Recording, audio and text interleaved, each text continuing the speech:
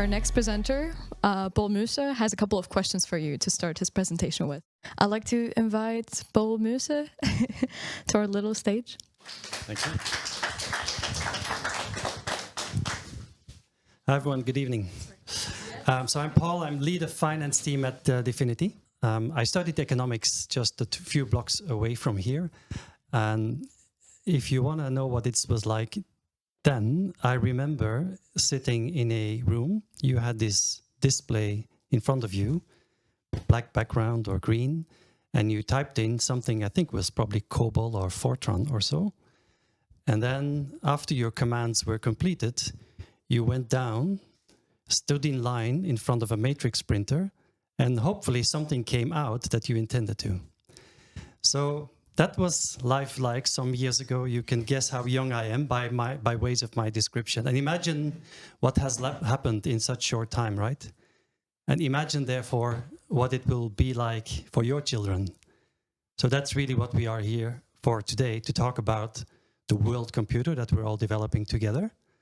And so what I'd like to do with this presentation is pick it up where Sven started at the bottom of that picture you saw. You now have seen how the infrastructure works, and share a little bit what it is for you if you're an entrepreneur.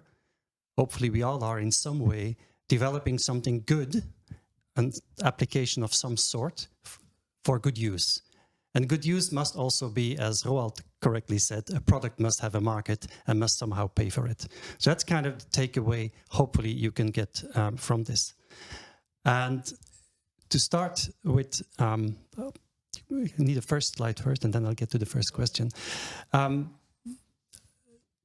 Does anyone remember the first phrase of that white paper it all started with? The very first word. One word. No? Any other tries? The Satoshi paper, the very first word. Commerce. It was commerce. And so the picture on the left is also a gentleman of the Medici family. They're known as the inventors of banking. They were merchants, they were not bankers per se. So commerce and banking have always been very related. And of course we know what was behind that, the key principles, but not necessarily was it so much related to what we're also concerned about after the last 2 weeks, is owning crypto. So now my first question, if we can pull up the question to this audience: who of you owns crypto?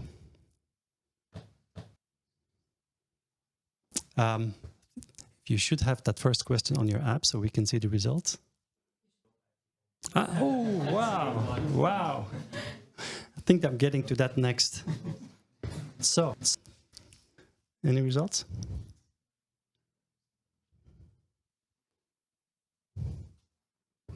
Right, vast majority. Okay, let's go back to the presentation. So I put down a few words here. You probably all know them. If we try to summarize in 5 bullet points what Satoshi wanted to tell us. And if we think about these things, of course, it was Bob and Alice doing a transaction. It was not over a middleman that you need to trust. And it was making sure that, unlike a picture that Bob can send to Alice, where if Alice then takes a copy, that's okay, that the double spending problem was solved. And we know it was about the technology that would actually show a evidence of an untamperable proof and all of that good stuff. Now, given what happened recently, in particular the last 2 weeks, we may wonder, has it actually all failed? And I would argue, just like after the 2009 financial crisis, we didn't propose to drop the US dollar. So we didn't really conclude that the currency was the issue. I would argue, if you look at those things, what's been happening in particular the last 2 weeks is that we exactly did not do these things. You didn't quite give your money to a peer-to-peer party. There was actually a trusted party managed by Uncle Sam. And if you wanted to check if your funds were still there, well, the withdrawal notices stopped there. So the proof of reserves, etc., was fairly weak. And I would keep that in mind because much of what I'd like to talk about is that what we underpinned the Internet Computer with is actually quite different. I would almost argue that there is a currency that you can trade is almost more a side effect. And that's what I'll get to when we talk about tokenomics. Before I dive into that, one last question. So if you own crypto, I think it goes a bit to your question, where would you store it? One, I would store it in my self-custody. Two, I would store it on a public exchange. Three, I would store it with my bank. And if it's none of the above, just choose the one that approximates it most.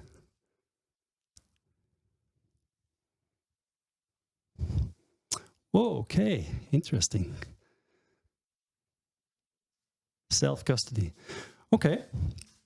So when I mentioned tokenomics, the best way of summarizing that for the Internet Computer has three key parties and two elements. The two elements are supply and demand, which you would expect in any economics.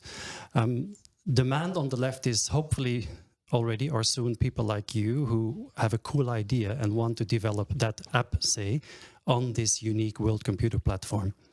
The way you do that, you get storage and compute power by ways of using some ICP that you possess. You use that or burn it, as we call it. And as a reference, there's a little data point there. One photo, say 3 meg, costs you just not even 2 cents. Just as a perspective, for those of you who are familiar how costly it actually is to store just a basic data file on Ethereum or blockchain. I mean, some of it is actually as slow and as expensive as the mainframe I was working on 30 years ago. So that's the demand, and we've just launched the network about 1.5 years ago, and if you're familiar with some of the metrics that Sven was referring to, we call that burned, cycles burned. That demand is only picking up. We're almost as if we've launched the iPhone and there's only 10 apps on it. It yet has to begin. And that will drive the deflationary effect of the total supply. There's about a 480 million ICP in total supply. There will one day be. About 270 is currently in circulation. And it's quasi-fixed. I say quasi because now on the right, there is some supply, there is some new minting. The two other parties that we mint for is one, if you hold, like some of you do in self-custody, for example, and stake, you hold it and lock it for a duration. You then obtain voting rights. You participate to the governance. And you are rewarded for that by so-called staking rewards. And those need to be created, hence minted. So that is a bit of inflation. Two, if you are one of these node providers that we just heard about, you should also be rewarded for the service of node providing, the compute and storage power that you give. So that's the minting for those as well. And so those two sources of minting create, of course, some extra supply. It has been a single-digit number, so fairly reasonable. But over time, we expect that is balanced by an equal demand on the left side, and that's why what a good tokenomics, of course, should be. That eventually has a natural break-even point. We'll get these presentations later, and there's a wiki where you can find lots of information to immerse in the details of our economics. And that is why ICP is also a utility token. Countries have different classifications. The regulator in Switzerland actually classifies payment security and utility tokens. It's quasi a universally accepted classification. And that is quite important for us. I mean, you've heard that we are a foundation. But even despite legal structure, we need to make sure that we come across as not being representing or selling a security token, at which point you would be subject to security and banking law. And that's clearly not the primary purpose of ICP. It is a utility which is running the world's best great computer. Now, some of you said you have self-custody. So I have that as well.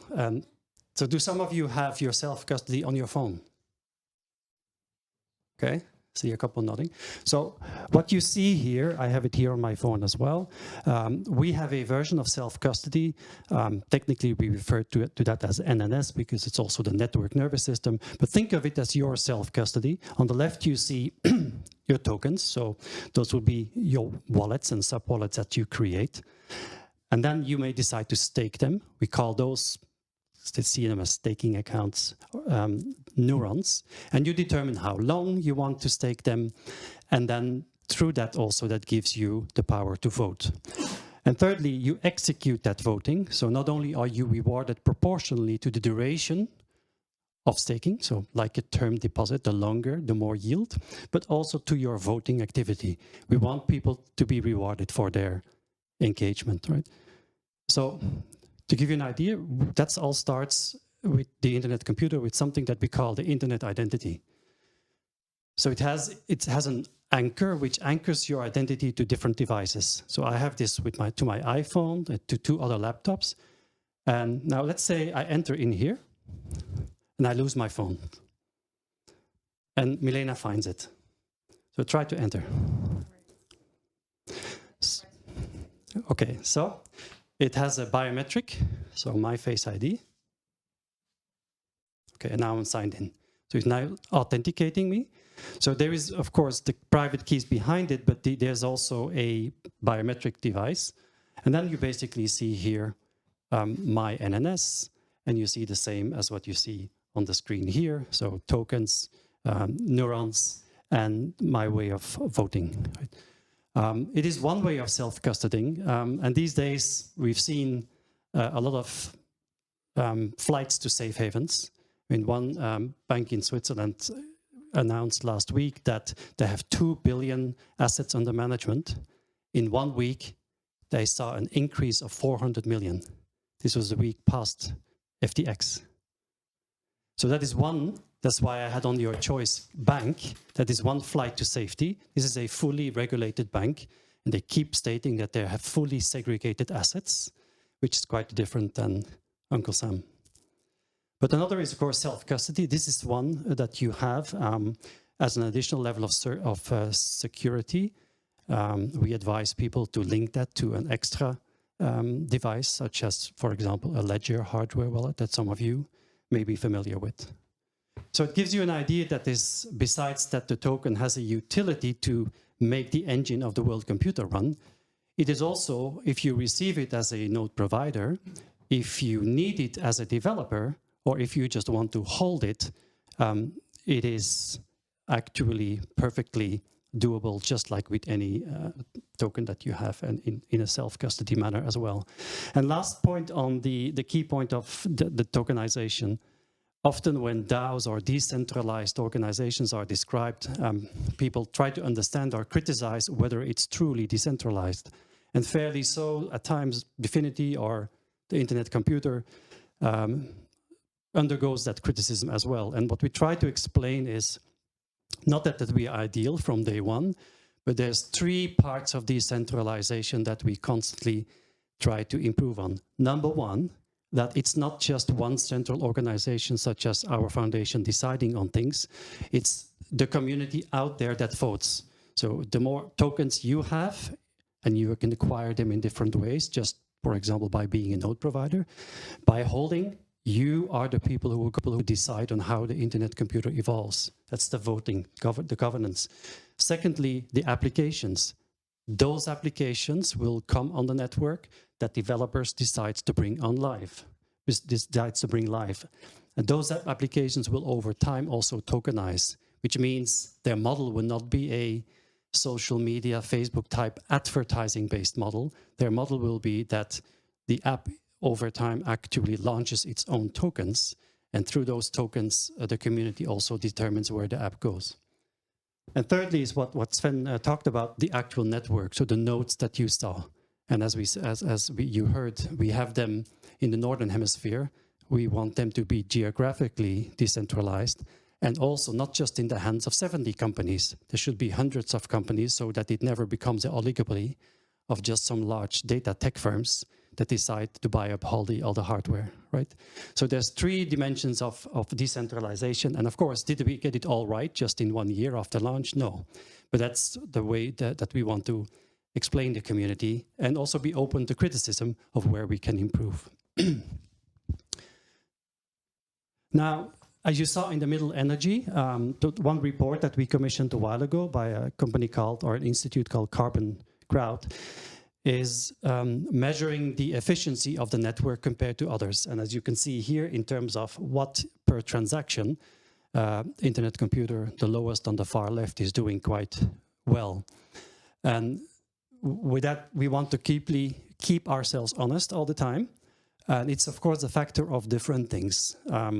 Not only it starts with the fact that a consensus protocol, which is the so-called chain key cryptography protocol that we use, this is actually the magic that makes the validation process much more efficient as in preceding classical blockchains, which is probably a different presentation on its own. That is the reason why the machines that you saw can, at a machine node level, a much better input-output energy consumption. And finally, if it not only needs to be energy efficient, but also ecologically justified, we ideally have data centers that also have clean power. So it ultimately will be the combination of these three effects for any network to honestly be able to say that it's running a ecologically sound blockchain, right? It can all be true, but if they are somewhere in a place next to a coal mine and the coal is producing the electricity, then it's very efficient, but not ecologically. So that is in the middle of our diagram, the energy efficiency we want to achieve. And if you see then how on the right where we had the decentralization that sends the app, that ensures that the applications over time become their own ecosystem, what you will soon see if you use the self-custody network nervous system, as we call it, a launchpad. So imagine this, it's a place where you not only hold your ICP, but you also see what are the derivative tokens that come on the market besides ICP itself. Derivative meaning an application built on the network tokenizes itself, launches its app. You, as a holder of the token, decide on the token launch. It has to have a tokenomics. If the founders run off with 90% of the tokens, that's perhaps not one that you will vote for. And once it's launched, you can take part in that. If you're an early adopter, you may receive airdrops to be rewarded for that, etc. So that is what soon will launch here as a launch pad. So you can also see how that third dimension I was describing, the app developers creating their own applications will proliferate. And just as an example of what is currently being developed, if you see on the left here the so-called classical or Web 2 applications we all use and are familiar with, and have been good in convenience and things that we use to communicate, to get on social media, but have been quite standard advertised, model-based, and as we all know, the convenience has a price in terms of data ownership and concentration of power. On the right, you see real applications that today have been developed. For example, one that I quite like is, you see open chat there. We all know, I don't know, what's your favorite messaging? Any hands up? WhatsApp? Okay. Okay, Telegram Signal is the ones I would expect. So one that you can use running on a blockchain, I believe it's the first one running fully on a blockchain is Open Chat that you see here on that list. So again here, not as dangerous as my self-custody, but also this one would only let me in with my Face ID. It messages just what you would expect from Telegram. It also allows you to send tokens. So this is kind of Revolut integrated in your Telegram. Today, only ICP, soon also others. And that messaging is simple, but everyone can understand it. And then you see a range of different applications coming alive. And one that I personally find, that's not on the list, but quite exciting, is decentralized exchanges. So think about all what just happened. And as the gentleman rightly said, when you put something with your custodian or your bank, no keys means really not your tokens. So imagine if you have your own self-custodied tokens, and you can, in a safe way, connect them to a decentralized exchange that gives you the order book-based trading capability, just like you have it on a public exchange. So that's, to give you an idea, it's not only communication and social media applications, but also trading applications that are being developed currently. And you can scan this or just type the identity.ic0.app. And this is basically the entry port into all of these applications. It's a very simple way of creating your internet identity. It's, in a way, a combination of some biometric and a device that you associate it to. And once you have that, you then choose or launch a variety of apps that are currently available. It is just an early start. I sometimes, for simplicity, compare this as us having launched the iPhone and only 10 apps on it. Imperfect analogy, but in a way, that's how one should think of a Internet Computer Protocol that a team of about currently 200 scientists, cryptographers, and researchers have been developing on. We're currently about 200. Of course, smaller when it started some good 5 years ago. But that's why you might not have heard of Definity much until 2-3 years ago, which I think is a good thing. I have lived in Zurich for 20 years. Until I was contacted 2.5 years ago, even myself had barely heard of Definity. And the best answer to that is it's a group of researchers who had a great idea some 5 years ago and then got their head down and worked to produce something. Now, of course, it's still that, but we also need to come out with what the platform that we've created and work with people like you to see how can this turn into an application that adds value, that pays for itself, and that as entrepreneurs want it to be is also economically viable. And I just wanted to, in this context, close with that, hopefully give you some appetite, try out some of these applications, and last but not least, am I out of my questions, or was there one more on your list? There was one more, I thought so. Let's try that last question. So if one day you would develop, from what you've heard, do you think you could imagine yourself developing something on this Internet Computer platform? Very honestly, yes, no, don't know.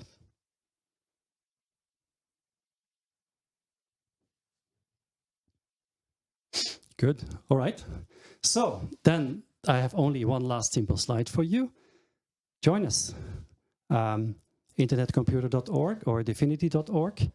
We are here to help you. We have various ways of grants. That is human capital and financial capital, meaning we have teams ready for you to support you.